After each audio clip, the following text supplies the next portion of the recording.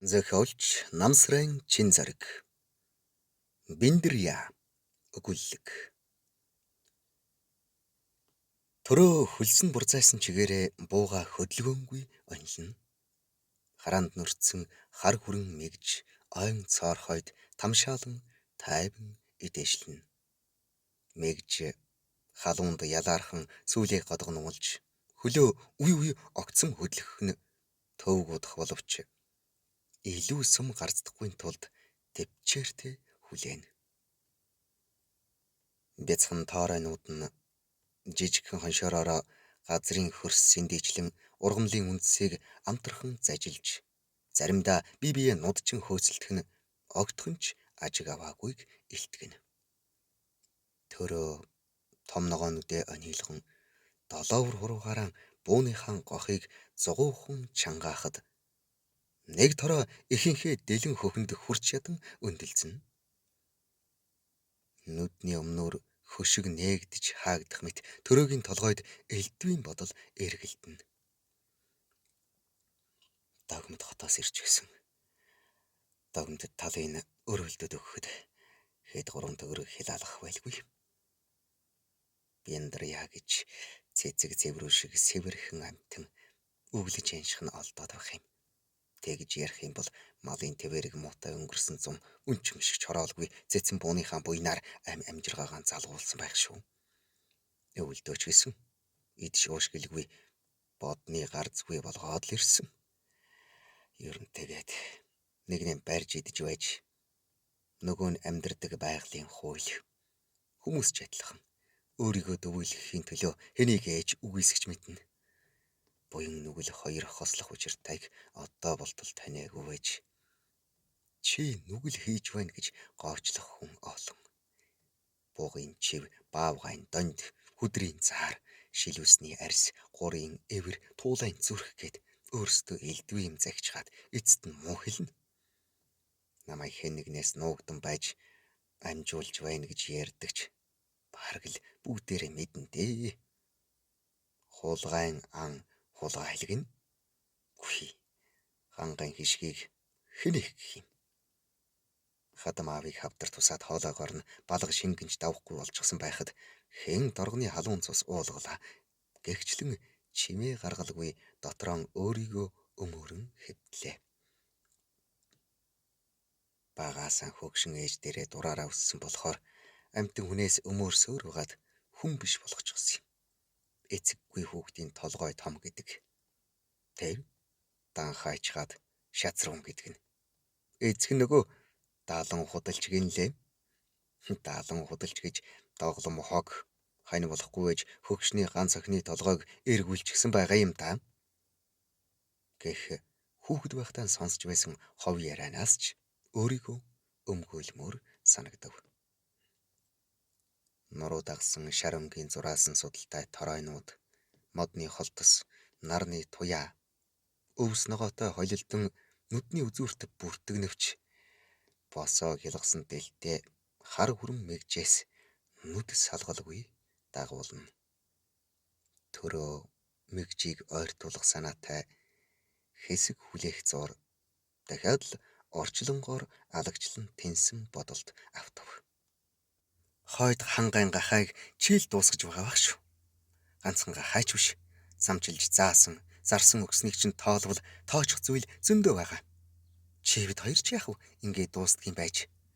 Гэлээ гэхдээ үр хүүхдүүдийнхээ буян заяаг бодож амтэн хүнээс цовмор юм да. Ан амтэн мод түлээ, алт чулуу, мэхээр мангэр гээд хангайн хишгийг насаараа л хүртсэн. Зам дагсан зараалын нөхдөд хөтлөхөө мороор завсаргүй зөөсөн сонгонтын сонгонч барагдах нь. Баяждаг бол баяжих болсон төрөөм хэмээн Биндрияг эгдүүцэн зэмлэхэд амандаа бувтнаж хариу барина. Энэ нутагт Биндрияг дагуулж ирснээс хойш 20 жил өнгөрчээ. Анх Биндрия гэж төв суурин газрын сайхан хүүхэн байж үлээ. Инээмсэглэл нь үнэхээр өөр юм аа. Харц дулгараад юу ч хэлж чадахгүй өнгөрөөчлөө. Зүс царай цэвэрхэн алхаа гიშгэ намблаг Цаанаасаа л ёр бусын бүсгүй юма гэлцэх залуусын шивнээг сонсоод өөрийн болгох хүслээр буцалж явсан үе төрөөд байсан. Муужгаан нүд шиг шөндөө гэрэлтдэг Биндрия чулуу байдаг гэсэн. Ирч үуч нь эмэгтэй хүний гоо үзэсгэлэнг зөвхөн шөнийн нүдээр шунаглан хардаг. Чамда хайртай дуртай гэд байсан ирчүүдээс дэргэд чинь хэн үлдлээ гэж агсамж явсан үе ч бас л байсан. Уг муут хочод төрөөтэй суулгахгүйгээд аав ээж ах эх чинь дургүйцээд байхаар говь руу дагуулад хэдэн жил алга болсон. Уурхайд ажиллаад нэлээд суурьч байснаа нэг л өдөр энэ нутагт шилжиж ирсэн.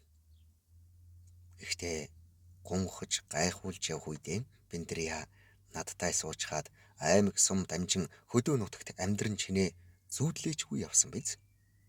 Сайхан үгийг олон дахин яриад байхаар хүн үнэмшчихдэг юм билээ. Амьдралын сайн сайхны тухай, эмэгтэй хүний гоо үзэсгэлэнгийн тухай, өөрийнх нь ирээдүйн аз жаргалын тухай гайхамшигт үлгэрийг бүтэн жил сонсоход эмэгтэй хүн гэдэг чинь дургүй хүндээч дасчихдаг юм билээ. Хайр сэтгэл гэдэг хүчтэй, хүн гэдэг сони юм аа. 20 хэдэн жил хормын төдий хүнд ирч үзээгүй хантай байх сайхан юм аа. Хүүхдүүдээ ихийнх нь талыг дуурайлгавал над шиг ингээд эзгүй ойд амтан алах гээд хэвтэж байхгүй л байх. Одооны багчууд эвтэрч байна. Ах захаа мэдэхгүй байна гэд яриад л байдаг. Мөнхтэн бол домчуудтай л холбоотой. Домчууд өөрсдийнхөө өнөө маргаашийн амьдралын төлөө амьдраад байгаа болохоор хүүхдүүд дуурайгаад л байгаа. Хүүхдүүдийнхээ төлөө өөрийнхөө оюун ухаан хүн чанараа цэнэглэх хэрэгтэй хэмээн бодох ярихыг хослуулан отон хэвтэнэ.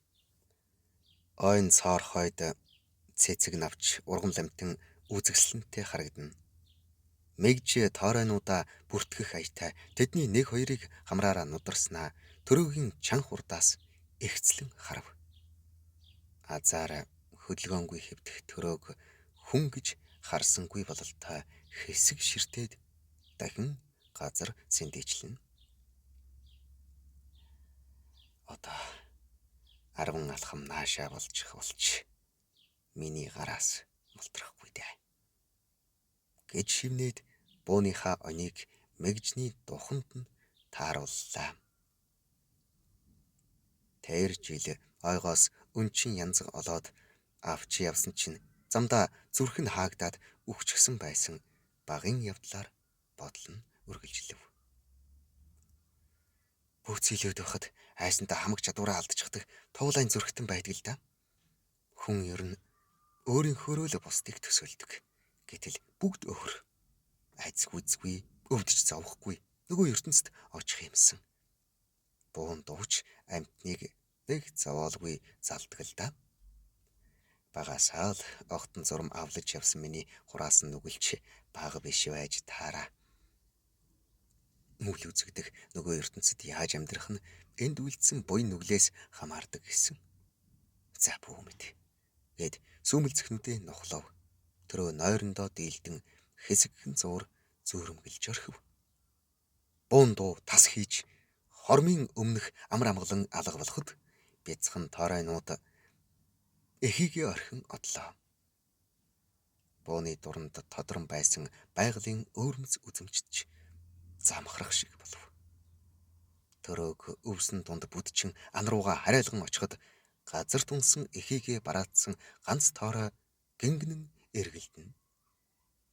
Төрөөг газраас модны мөчөр шүүрч торой руу шидэхэд эмзэг газар нь онсон бололтой өнгөрөн очив. Зуурын төдийд өнг мөнгө холилдсон тодорхойгүй зүүдээр тэнүүчлэн явснаа нэг мэтгэд Биндриягийн дэргэд гэрийнхээ хойморт сууж байв. Өдрийн олзоо их нэртэй гайхуулахад өөрийг буруутгаж байгаа нь илт ажиглагдах тул яриагаан булзааруулан хүүхдүүдтэй хандаж "Алив гарч хониндоо явцгаа" хэмээн зандрангуй тушаана. Төрөөгийн бур зайсан хөлсийг хараад Биндрия хүйтэн цай аяглан барина. Төрөө аягтай цайгаа нэг ямсгаагаар залгилаад босч гэрийн үүдэнд байгаа шуудайг доош сэгсрэн үхсэн торойг гаргаж ирэв. Биндрия дахин уулга алдаж яасан дуустгүй шунал, яасан дуустгүй баян хангайвэ. Одоо бүр үндэстэй нь устгахаар шийдэ юу гэд ширв татан хойш суув. Тогмод дуртай юм аа, байнга захиж байгаа юм. Чи битгий сүржих нэт угаачтай. Хэд гурван юм л ахиу олдож байвал хэн хэндээ хэрэгтэй биз дээ. Харин ч бүр азтай. Эхээсээ олдохгүй тойрч гүүгээд байсан юм. Гэд хойд хөлнөөс нь өргөн хаалгаар гарав.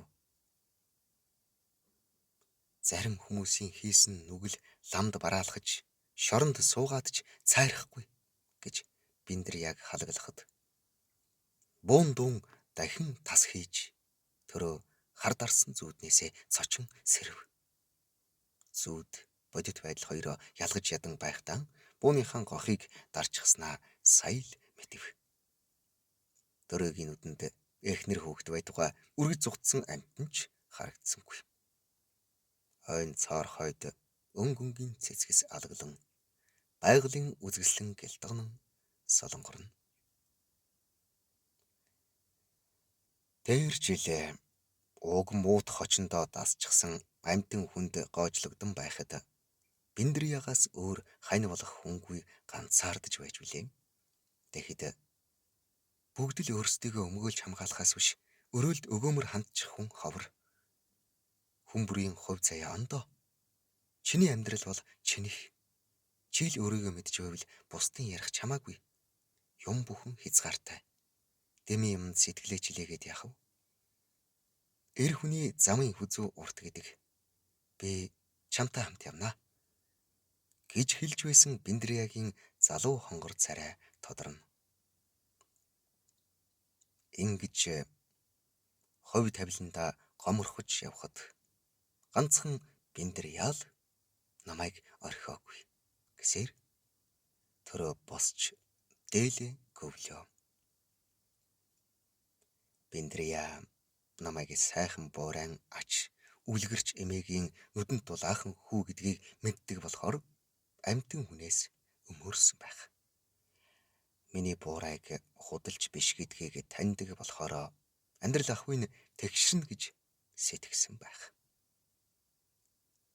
Зэвтэй төмөрч өнгө ордог орчлонд хит хатуу амьдарч болдгүй юм гэдгийг уг муутад ухааруулж чадсан сайхан сэтгэлд Биндрия минь амар сайхандаа жаргах цаг болсон.